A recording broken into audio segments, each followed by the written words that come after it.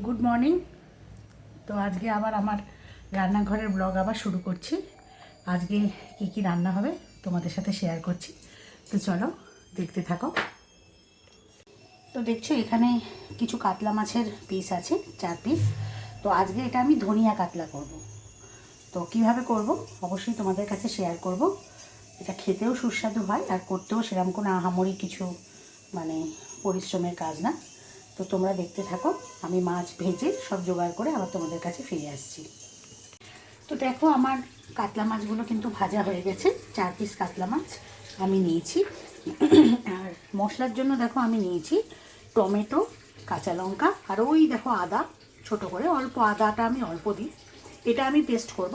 আর এখানে আমার ধনেপাতা আছে, আমি এটা পেস্ট হয়ে গেলে এর মধ্যে একসাথেই আমি ধনেপাতাটাও দিয়ে দেবো। ধনেপাতা দিয়ে একেবারে পেস্ট করব।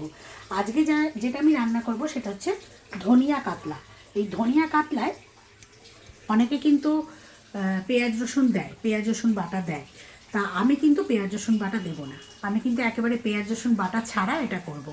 মানে পেঁয়াজ রসুন বাটা তো দূর, মানে পেঁয়াজ রসুনটা আমি দেবই না, এরমভাবেই করব আর কি। তো দেখি কেমন খেতে হয়। পেঁয়াজ রসুন না দিয়েও তো টেস্ট হয়। তো দেখা যাক, আজকে নয় পেঁয়াজ রসুন ছাড়াই করলাম। তো চলো দেখতে থাকো কিভাবে কি করি। তো দেখো আমি কড়াইটা বসিয়ে দিয়েছি, কড়াইতে মাছ ভাজার তেল একটু আছে, এর সঙ্গে একটু তেল দিতে হবে। আর এই দেখো আমি এতটা ধনেপাতা সেই যে মশলাটা দেখালাম তোমাদের তার সাথে বেটে নেব। তো প্রথমে আমি এখানে একটু তেল দিয়ে নেব, কারণ আমার আর একটু তেল দরকার। এটা মাছ ভেজেছি যে সেই তেল যা বেঁচে ছিল, তো এই আমি একটু তেল দিয়ে নিলাম। তেলটা একটু বেশিই দিয়েছি, এতটা তেল এমনি নর্মাল মাছে লাগে না, তো একটু বেশি দিয়েছি। তো এখানে ফোড়ন হিসাবে আমি যেটা দেব সেটা হচ্ছে কালো জিরে ফোড়ন দেব। যেহেতু ধনে পাতা দিয়ে করছি এবং পেঁয়াজ রসুন ছাড়া, তো কালো জিরে আর কাঁচা লঙ্কার কম্বিনেশন একটা সুন্দর গন্ধ হয়। তো ফোড়ন হিসাবে কালো জিরে যেমন দিলাম, ফাটিয়ে কতগুলো কাঁচা লঙ্কাও আমি এখানে দিয়ে দেবো।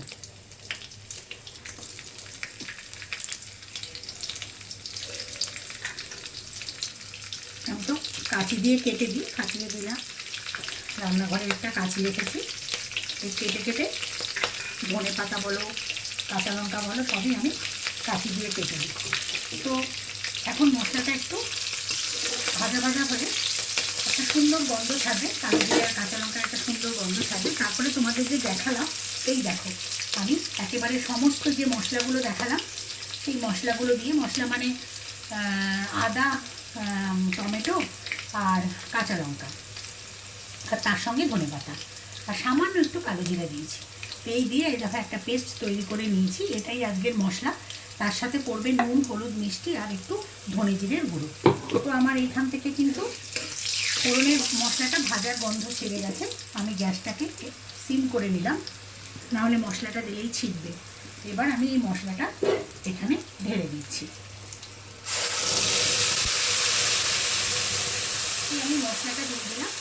এবার মিক্সিং জারে একটু জল দিয়ে জাস্ট একটুখানি ওটাকে ধুয়ে দিয়ে দেবো। এখানে অনেক মশলা থাকে তোমরা জানো, যারা যারা মিক্সার মেশিনে বাটো, তো এই জলও একটু দিয়ে দিলাম।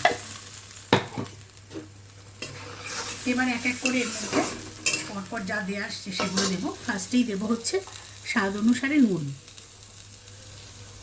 তারপরে দেবো হচ্ছে হলুদ,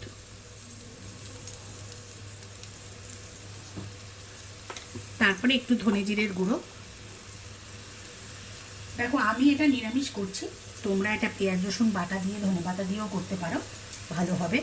তো আমার মনে হলো যে আমি এটা শুধু ধনেপাতা যখন দিচ্ছি তো অন্যভাবে করি, তো ওই জন্য আমি পেঁয়াজ রসুন ছাড়া করছি। তো পেঁয়াজ রসুন সবসময় ভাজা অবস্থায় একটু অ্যাভয়েড করে থাকি, যেগুলো তো একদম না দিলে নয় সেগুলো তো দিই, দেখতেই পাও। তো যতটা না দেওয়া যায় আর। তো তোমরা যদি কেউ পেঁয়াজ রসুন মানে ভালোবাসো বা একটু মানে পেঁয়াজ রসুন ছাড়া তোমাদের ভালো না লাগে, তাহলে তোমরা এইভাবেও করতে পারো। তো আমি দেখো মশলাটা সব মশলাই এখানে মোটামুটি দিয়ে দিয়েছি, যেহেতু এখানে আলু ফালু কিছু পড়বে না, তাই ভাজা মাছগুলো এখনই এখানে দিয়ে দেবো। তাহলে মাছের ভিতরে ধনে পাতার ঘ্রাণটাও সুন্দর করে চলে যাবে।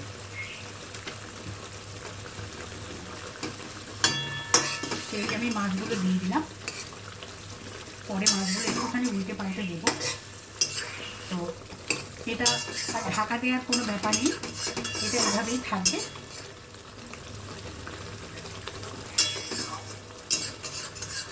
অবশ্য ঢাকা দিলে কী হবে, ঢাকা দিয়ে যদি একটু সিম করে রাখো তাহলে এমন একটা খারাপ হবে না, তাহলে সুন্দর মশলাটা ভেজে উপরে দেখবে তেলটা ছেড়ে দেবে।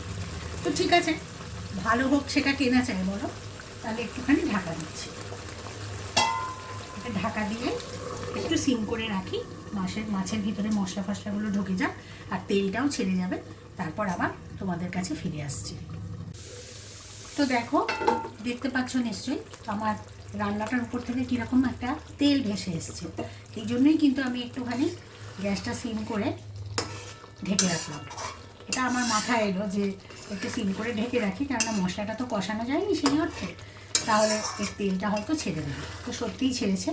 এই অবস্থায় আমি 4টে লঙ্কাকে দেখো চিড়ে রেখেছি, এই লঙ্কাটা এখানে দিয়ে দিলাম।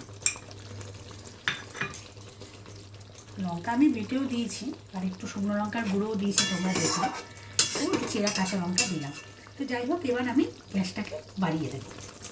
বাড়িয়ে দিয়ে আমার যতটুকু ঝোল লাগবে ততটুকু রেখে নামিয়ে দেবো। তো মাছগুলোকে একটু হালকা হাতে উল্টে দিচ্ছি, তাহলে এই পিঠটাও যেমন হয়েছে আবার ওই পিঠটাও হবে। হালকা হাতে উল্টাতে হবে, কারণ মাছগুলো কোলের মাছ তো